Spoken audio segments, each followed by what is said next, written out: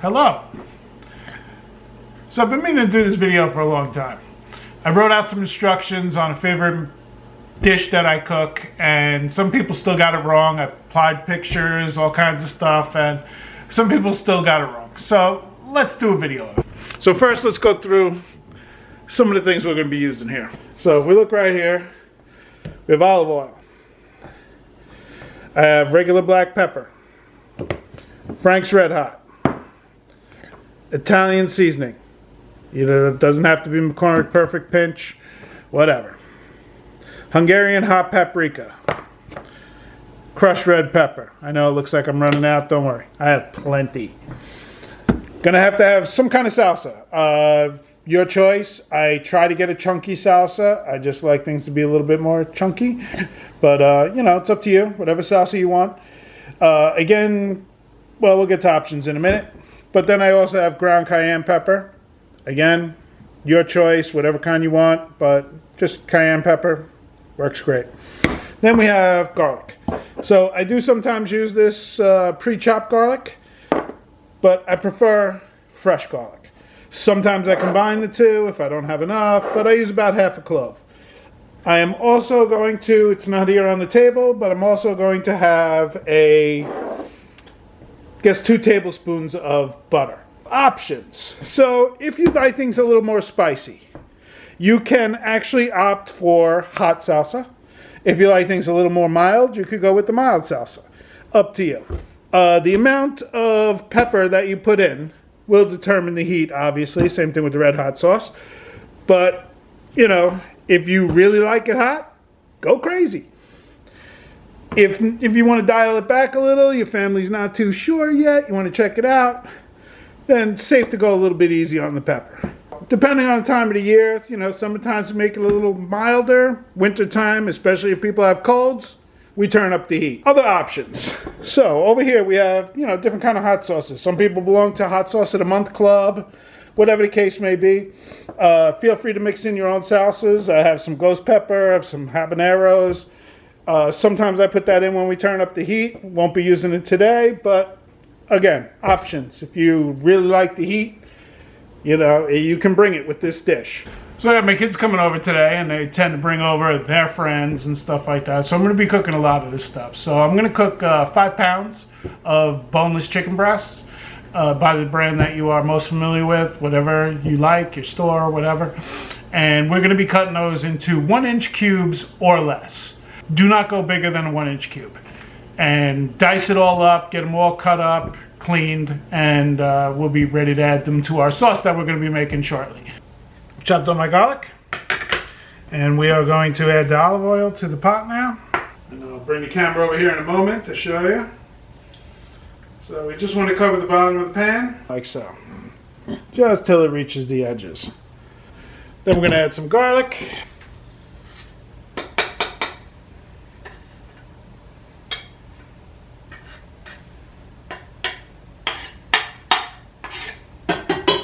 Lid on there. That fry for a little bit. As it goes, we'll see if we need more. I might throw in a teaspoon or 2 of the pre-minced stuff. But in the meantime, we're going to also add the 2 tablespoons of butter. So I buy these quarter sticks. So I'm just going to cut this in half and drop the whole thing.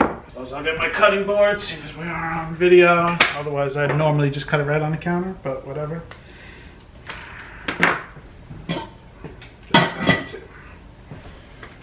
So we're going to let that heat up for a little while.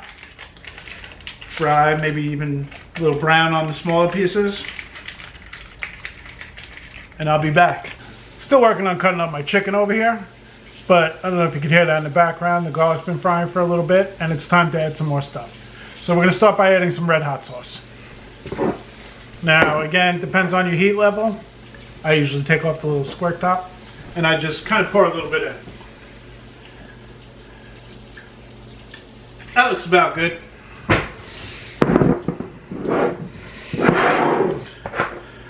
Now with that, I'm going to add my peppers and my hot paprika. So let's bring these over here. Okay, black pepper.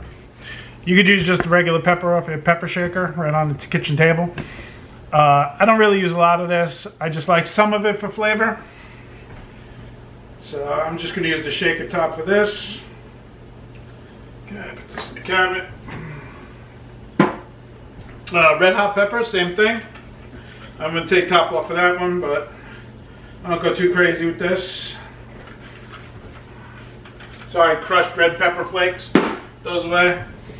Cayenne pepper. Again, we're going for a little bit more mild one right now. Not very mild, but not winter time, cold season. I guess that's COVID season now, huh? So that's a pour. And paprika is also a pour. Again, I'm going to go a little light on this. Just a couple little pours there. Get this stuff away. Alright, now we're going to let that cook for a minute. I like to use a flat top wooden spoon. It scrapes the bottom really well, gets all that fried garlic off there and gets it mixing around. So, I don't know if you have one, but use a spoon of your choice. Now we let this cook for a little bit, and the way that you know this is done is if you open the lid and your sinuses are instantly clear, you're golden. You're doing something right. So we're going to let that fry for a couple minutes, and then while I cut down the rest of this chicken, and then I'll be right back. I'm running out of room on my tiny cutting board to cut all this chicken, so we're almost at the point where we need to add the salsa and get this ready for the chicken to go in. I grabbed some leftover salsa that I had in the refrigerator, so we're going to start with that. Again, now we want to take it off the heat. This is cold salsa going in because it was in my fridge, refrigerator after opening. So we're just going to dump the rest of this in. And that should bring it right down to like warm. It's from hot. It was boiling a minute ago. Well, frying, I guess, would be more appropriate. I'm just going to mix that around in there. So now I'm mixing that hot sauce that I created with the mild salsa. Medium salsa, not mild. Okay, so that wasn't enough salsa. So luckily, I got a backup jar. They make these lids notoriously hard. Look at this, can't even pound through it. You gotta cut it off with a knife. So here's where I lose a finger on YouTube. I'm just kidding. I got 9 more. No worries. Just cut off. There we go.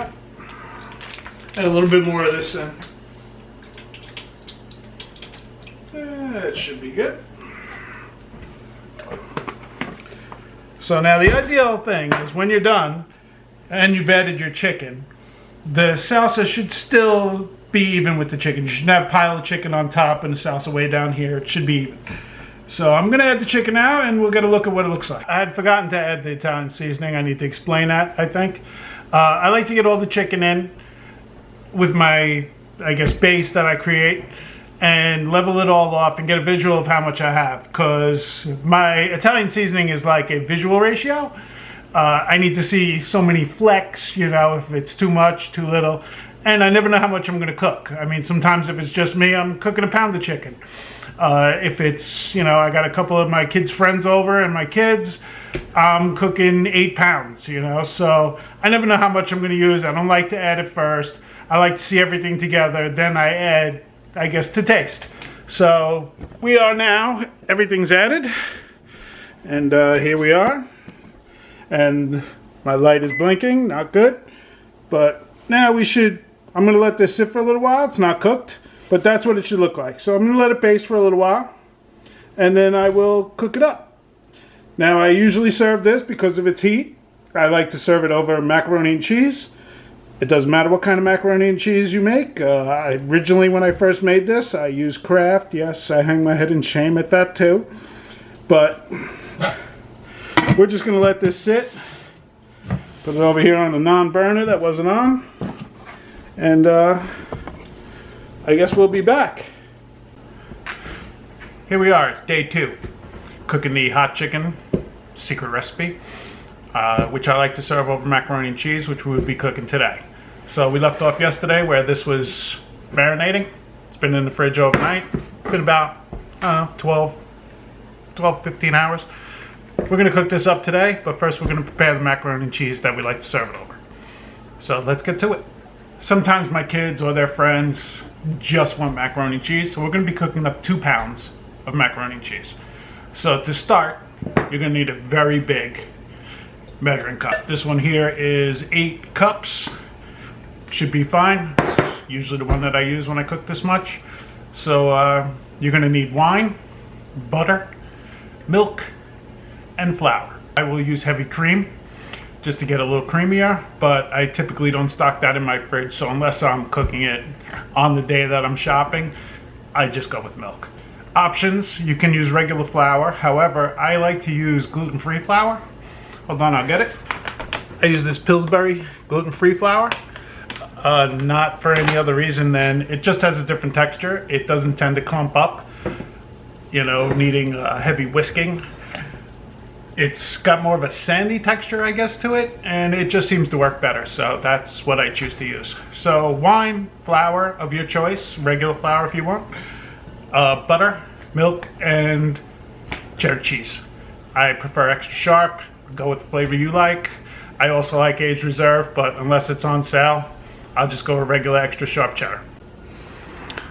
So I poured about a cup of wine in here, just regular Chardonnay, cheap stuff. I use wine, you know, you could use cooking wine if you want. I find that to be a lot more expensive than just buying a bottle of wine when it's on sale. Roughly a tablespoon, heaping tablespoon. Maybe a little bit more. If you add too much of this, it's going to start to taste more like flour than anything else. So I'd say in total that's about 2 tablespoons of flour. Again, I will add some milk.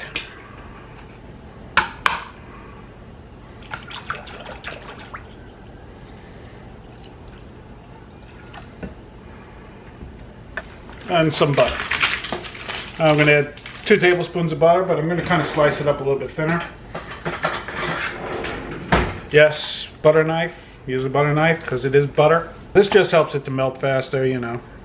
Heat on 4 sides of a smaller piece melts faster than heat on 4 sides of a larger piece. I don't have a whisk because they are tough to clean, so we're just going to mix this up using a fork. Try to get all that flour mixed in there. And then we're going to throw it in the microwave for 1 minute on high power. Let's microwave for a minute. As you can see, the cheese has started to melt at the top here, so we're just going to give this a mix.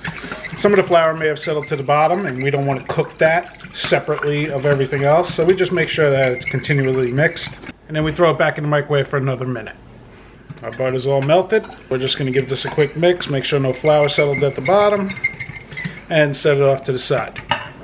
2-pound block of cheddar cheese here. Extra sharp. We're going to grate that up. So as you can see, I've added the cheese, mix it in. Now we're going to be cooking this at 50% power. You could even go 40%. We're going to be cooking this in the microwave for about 15 minutes. I'll show you how it's done. We're going to bringing it out every 2 to 3 minutes to stir it.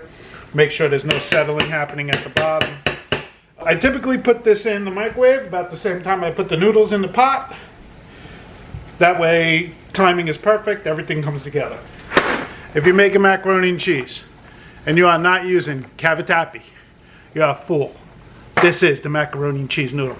We're gonna put this in, show you how we stir it and how we tell when it's done. Make sure there's no cheese stuck up on the side there. We don't want anything cooking separately.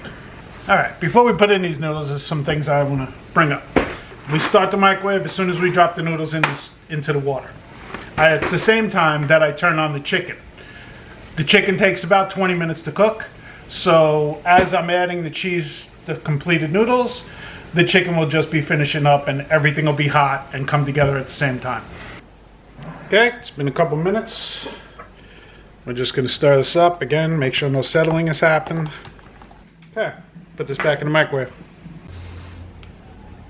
Alright, so now as you can see, I didn't stop for every time that I stirred it, but you should be able to run the fork through and bring it up like this and everything should run right off it. If you have chunks of cheese there, it's not done. But we're golden right now. Everything's nice, no chunks. So let's add this to the mac. There's my 2 pounds of pasta and my wooden spoon. And you know, it tends to like never pour correctly, so This tends to never pour correctly and it'll run down the side, so just make sure you have the bottom over the pot also. See how it's going down there? Stir that around. Show you coat it all nicely.